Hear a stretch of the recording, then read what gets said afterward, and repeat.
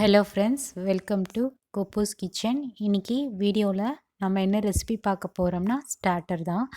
Cauliflower மல்லிகை. இந்த recipe எப்படி செய்கிறதுன்னு பார்க்குறதுக்கு முன்னாடி இது வரைக்கும் நீங்கள் நம்ம சேனலை சப்ஸ்கிரைப் பண்ணாமல் இருந்தீங்கன்னா மறக்காமல் சப்ஸ்கிரைப் பண்ணுங்கள், லைக் பண்ணுங்கள், ஷேர் பண்ணுங்கள், கமெண்ட்ஸ் பண்ணுங்கள். மறக்காமல் பெல் நோட்டிஃபிகேஷனை கிளிக் பண்ணுங்கள். அப்போ தான் நாங்கள் அப்லோட் பண்ணுற வீடியோஸ் உங்களுக்கு உடனுக்குடன் சேரும்.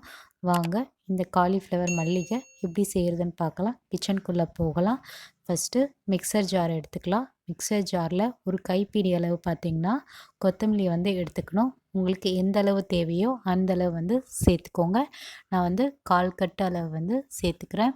அடுத்து காரத்துக்கு 2 பச்சை மிளகாய் சேர்த்துக்கலாம். அடுத்து இஞ்சி, பூண்டு இது ரெண்டுமே நம்ம சேர்த்துக்கலாம்.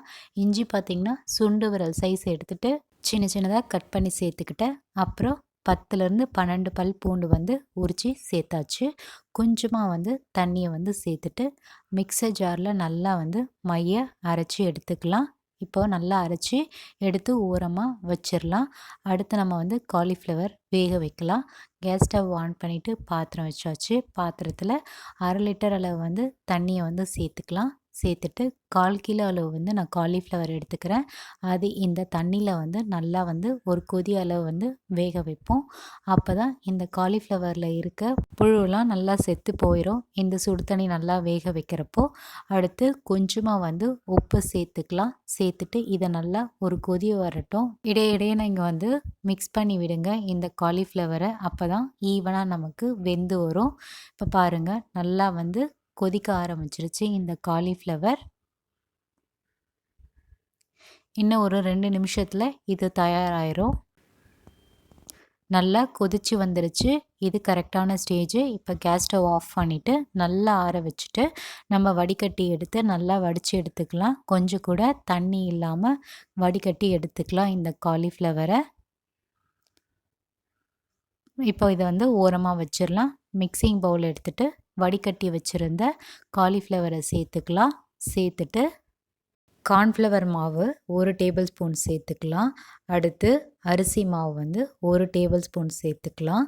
அடுத்து 1 டேபிள் ஸ்பூன் மைதா மாவு சேர்த்துக்கலாம்.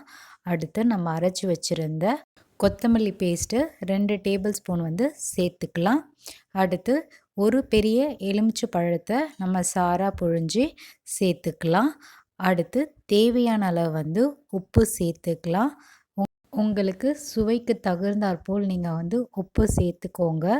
அடுத்து நம்ம இது எல்லாமே அப்படியே மிக்ஸ் பண்ணி விடுவோம். இந்த மாதிரி 2லேருந்து 3 முறை நல்லா குலுக்கி விடுங்க. குலுக்கி விட்டதும் கை போட்டு நல்லா பிசைஞ்சு விடுங்க. அப்போ தான் ஈவனாக நமக்கு அந்த மாவு எல்லாம் நம்ம காலிஃப்ளவரில் ஒட்டி வரும். காலிஃப்ளவரை நல்லா மிக்ஸ் பண்ணி வச்சாச்சு. இது ஒரு 5லேருந்து 10 நிமிஷம் ஊற வைப்போம்.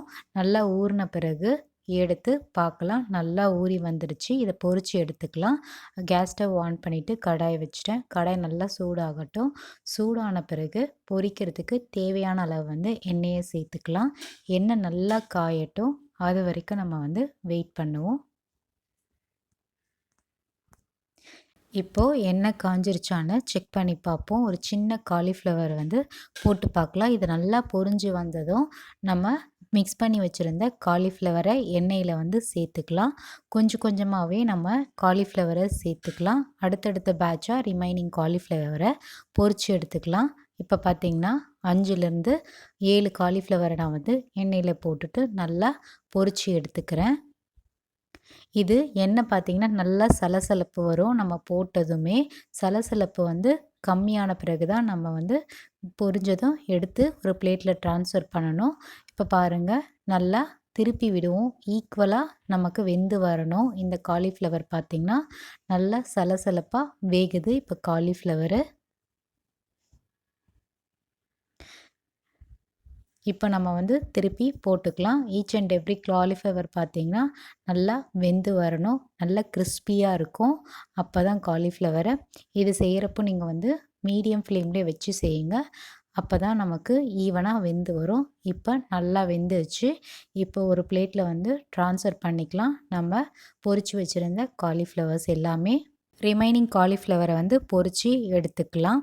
அவ்வளோதாங்க. சுலபமாக வீட்டிலே 10லேருந்து 15 நிமிஷத்துக்குள்ள காலிஃப்ளவர் மல்லிகை வந்து செஞ்சாச்சு. இது ரொம்ப ஈஸியான ஸ்டார்ட்டர் ரெசிபி. இந்த ரெசிபி பார்த்தீங்கன்னா ஷெஃப் வெங்கட் பட் சாரோட வீடியோ சேனலில் பார்த்து இன்ஸ்பயர் ஆகி ட்ரை பண்ணேன். ரொம்ப ஈஸியாக சுலபமாக எனக்கு தயாராச்சு. அதே போல் ரொம்ப டேஸ்டியாகவும் கிறிஸ்பியாகவும் இருந்துச்சு. நீங்களும் உங்கள் வீட்டில் செஞ்சு பார்த்துட்டு எப்படி இருக்குன்றத எங்களுக்கு மறக்காமல் கமெண்ட்ஸில் தெரியப்படுத்துங்க. இதே போல் வேறு ஒரு ரெசிபி வீடியோவில் நாம் சந்திக்கலாம். பை.